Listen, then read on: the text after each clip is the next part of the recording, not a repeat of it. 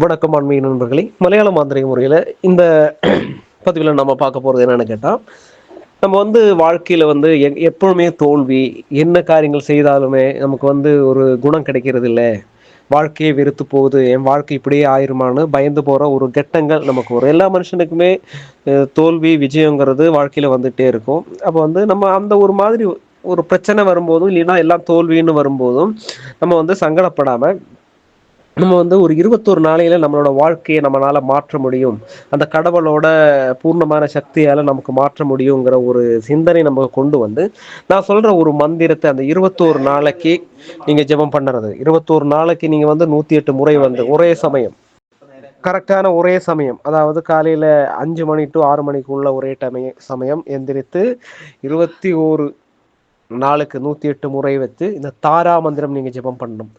பண்ணும்போது சமாதானமா ஓரோ அக்ஷரம் எடுத்து எடுத்து சொல்லி வேணும் நீங்க ஜெபம் பண்றது.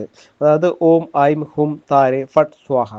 ஆனா நீங்க சொல்லும்போது ஐம் க்ளீம் ஹும் தாரே ஃபட் ஐம் அப்படி சொல்லக்கூடாது.